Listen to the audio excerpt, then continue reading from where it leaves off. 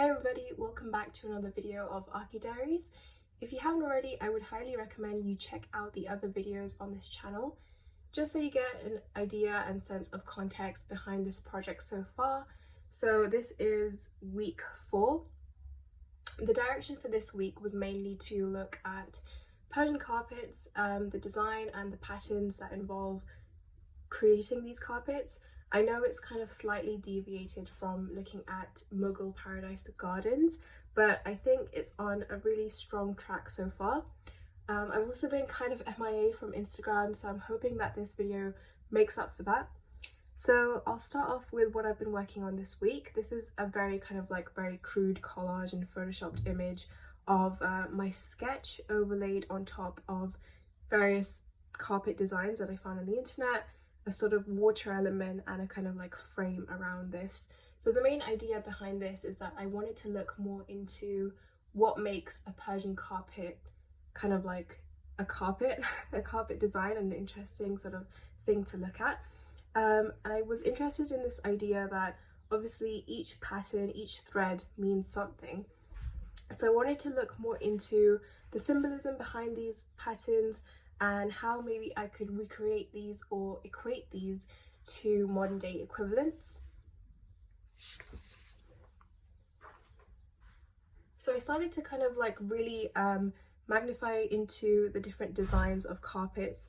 I looked at ones that have, you know, repeating patterns, ones that are kind of like structured in a very distinct way. Some have a narrative behind them, so they actually tell a story, and others are represented of different architectural features. So this one is of a charbagh, which I was looking at previously. I also kind of started to like extract different color palettes just to kind of see what the common colors were in these carpets itself. And if you remember from last week, I was also looking at the symbolism behind certain patterns. So obviously I think I wanted to kind of like break it down into the like tiniest details and figure out what these carpets represented and whether they each have their own kind of like narrative and structure behind it. So I also wanted to create these like sets of patterns of my own, and I started doing this by looking at existing symbols. So for the first kind of pattern, I chose the cypress tree, and the cypress tree basically represents death, immortality, longevity, agelessness. And I took this idea and I thought about, okay, what's kind of like been around for a very long time that we still use today, and I thought about phones. And what's interesting is also the evolution of phones. So these are basically just 3D models that I downloaded from the SketchUp warehouse, and I kind of started to arrange them in a way to kind of create this cypress tree pattern in elevation. And obviously this was kind of like very flat and 2D, so then I repeated it 4 times to make a 3D object or a 3D tree itself, made completely out of phones. And this is actually quite similar to the project that I was working on last year, where I was basically designing a building made completely out of objects related to shopping. So I kind of like and am like familiar with this process itself, and I ended up making this 3D object, but then again translating it back into 2D. So I exported this, you know, as a elevation, as a 3D kind of like flat export itself, but also as plans, if you can slightly see here, as like a plan view too.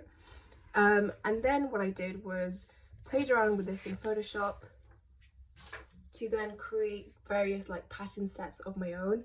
So you know, obviously these are of like different scales, different kind of like, I've rotated them and tessellated them. And what I wanted to do with this now is kind of like design a carpet of my own.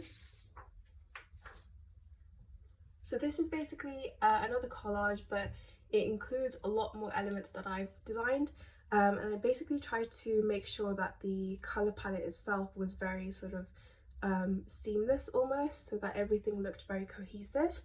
Obviously this still does have elements of like images that aren't my own and stuff that I've used in previous collages, but it's, you kind of like start to get the idea that I want to design a carpet that basically uses all these elements and has a symbolism or meaning which is quite modern rather than like a traditional Persian carpet itself.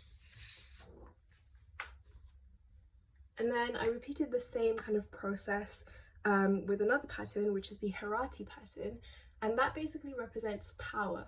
So if you can imagine a very kind of like rough timeline, I went from looking at power, I thought about, okay, power also kind of equates to social status, and those with like a very high social status are interested in materialistic objects, and materialistic objects of the modern day can include stuff like hype culture. And so I looked at different kind of like clothing and shoes and designer stuff. Again, downloaded that from 3D Warehouse and just kind of like started arranging them. So if you see this pattern right here, this is basically the same configuration as a Herati pattern but made completely of like modern objects. And then again repeated the same process where I exported this as a plan view, 3D perspective, elevation, and then made my own pattern set from it. So doing this exercise, I found it was really like fun as well to kind of like just play around and forget about what these objects actually are and what they represent, to a point where they're almost unrecognizable in a way, which is actually really interesting. I would say though, I think like throughout the week I did get quite lost and I was kind of stuck because I just didn't really know how to like move the project forward. And one feedback that my tutor gave me is that I'm actually doing a lot for within a week, so that was quite like eye-opening for me almost, because I thought I was not doing enough. But I think the main takeaway from that is that I really need to take my time when I'm like designing these elements and creating and putting these things together, because it will only benefit me in the long run and it will make my project much more stronger. So from this pattern again, I did a more like bespoke collage this time, using fewer elements of different like outside images. And I quite like this one, although it's very simple. I think it does get across the idea that, you know, these patterns can be used at various scales. I mean, I even could have used it as a background. It's just that obviously time constraints and like things like that, but at various scales it does work with each other.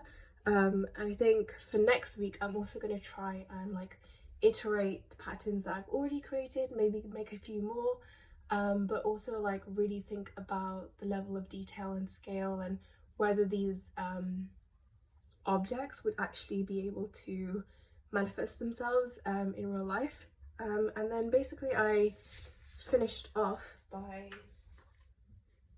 creating another carpet design.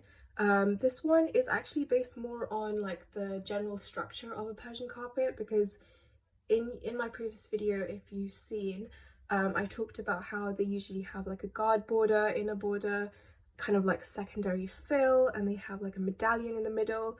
Obviously this varies from different designs, but I kind of wanted to like start playing with that structure as if it was almost a plan in that, if that makes sense. And then I also have these really nice like storytelling vistas within it too, elements of my own patterns within it as well. And so I think for next week I'm going to be trying to kind of like focus on just one pattern design or collage, and make that kind of like an ongoing sort of design, I suppose. So yeah, that's kind of what I've been up to this week so far. If you have any comments or if you have any like questions, please don't hesitate to leave a comment below, or get in touch with me on Instagram at 2.scale. I'll see you next week.